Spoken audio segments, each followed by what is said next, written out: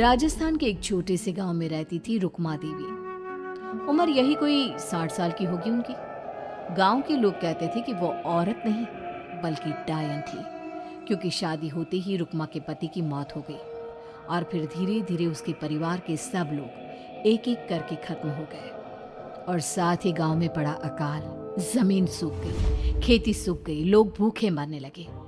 रुक्मा को गांव से बाहर निकाल दिया गया और तब से वो गांव के बाहर झोपड़ी बनाकर रहने लगी।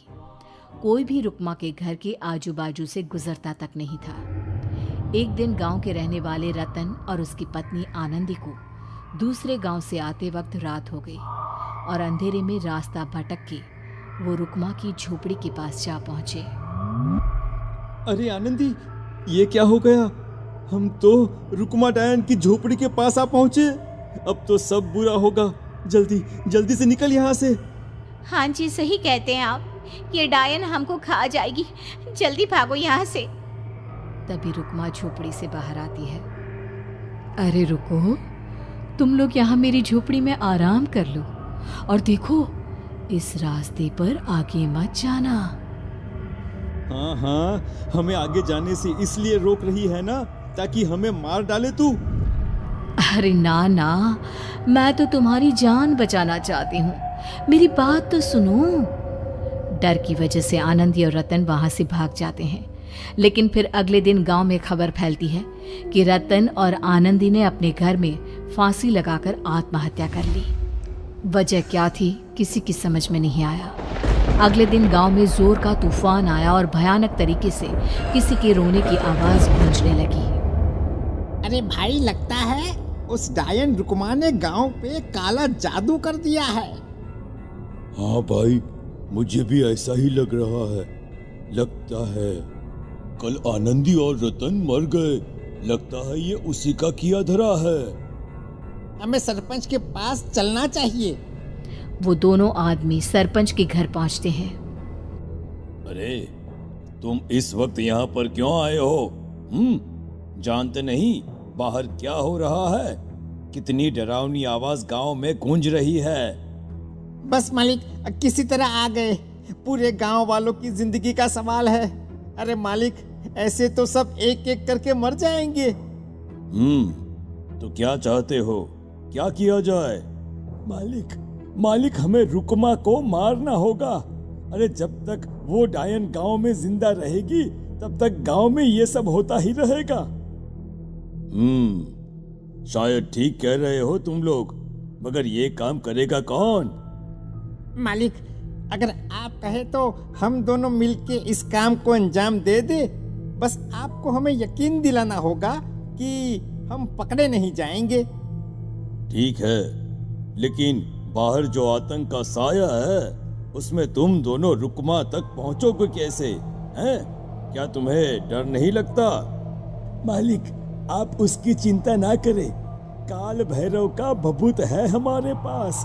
रुक्मा तक पहुंचकर आसानी से मौत के घाट उतार देंगे उसको। हाँ, मैं भी चलूंगा तुम लोगों के साथ। उस डायन को मरते हुए देखने की बड़ी इच्छा है मुझे।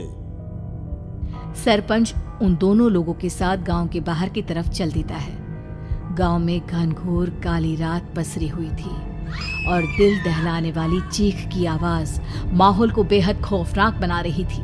हाथ में काल भैरव का भभूत लिए वो तीनों रुक्मा की झोपड़ी की तरफ जा रहे थे। वहां पहुंचने के बाद, ये लो खंजर और पार कर दो इस डायन के कलेजे के अंदर। मालिक, आप बस यहीं खड़े होकर नजारा देखो, आज ना बचेगी ये।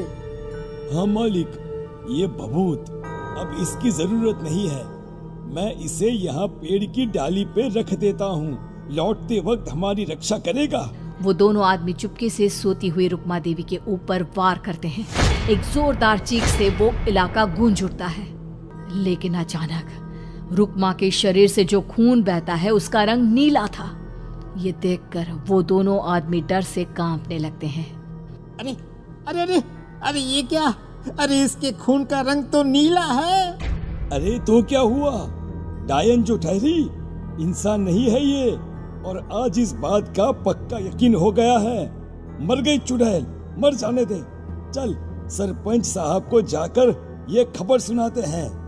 वो दोनों जैसे ही बाहर आए, उन्होंने देखा सरपंच की लाश पेड़ पे लटकी हुई थी। ये देखकर वो दोनों डर के मारे चीखते हुए वहां से भागे। लेकिन तभी एक बेहद डरावनी औरत उनके सामने आकर खड़ी हो गई। कहाँ जा रहे हो? तुम्हें क्या लगा किसी का खून करके बच जाओगे तुम? कौन हो तुम? कौन हो? हमने तो डायन को मारा है, कुछ गलत नहीं किया भाई। वो डायन नहीं थी, वो इस गांव की रक्षा कर रही थी। तुम कौन हो? और तुम्हें कैसे पता वो कौन थी? उसने रतन और आनंदी को मार डाला। रतन और आनंदी को मना किया था रुक्मा ने इस रास्ते से आगे जाने से, पर वही दोनों माने नहीं और उन दोनों ने मुझे देख लिया था, इसलिए उनका मरना तो तय था। क्या मतलब तूने मारा था? और हम समझ रहे थे कि रुक्मा ये सब कर रही है। अरे वो तो मेरे कब्जे में थी, रोज अपने खून का चढ़ावा देकर इस गांव को बचा रही थी, तभी तो उसका खून नीला पड़ गया था। लेकिन तुमने तो उसे मारकर मेरा काम आसान कर दिया। अरे नहीं नहीं, हम नहीं मानते कि ये सच है। नहीं मानते तो बताओ सरपंच कैसे मरा फिर? क्योंकि उस वक्त तो तुम लोग रुक्मा को मार रहे थे ना, जवाब दो। हाँ बात तो सही है, इसका मतलब इसका मतलब अब तुम लोगों ने अपनी मौत को खुद दावत दी है, क्योंकि जो तुम लोगों को बचाने की कोशिश कर रही थी वो तो अब रही नहीं। अरे लेकिन कौन है वो जो हम लोगों को मारना चाहता है? आत्मा, रुक्मा के घर वालों की आत्मा। वो लोग कोई आम आदमी नहीं, खूनी भेड़िए थे और रुक्मा ने उनका ये राज जान लिया था। रुक्मा के अंदर शक्तियां थी जिसके चलते उसने उन सबको खत्म कर दिया। क्या? अरे लेकिन पूरा गांव तो समझ रहा था कि रुक्मा अपने घर वालों को खा गई। खा रुक्मा नहीं, मैं आ गई। क्योंकि असली डायन मैं हूँ और अब कोई नहीं बचेगा इस गांव में, कोई नहीं। भागो तुम दोनों। वो दोनों आदमी पागलों की तरह भागते हुए गांव पहुंचते हैं। वहां देखते हैं कि पूरा गांव खुद की नदी बन चुका था। हर तरफ लाशें ही लाशें पड़ी थी और रुक्मा के मरे हुए घर वाले उन लाशों को खा रहे थे। कुछ देर के बाद उन दोनों का भी वही हाल हुआ।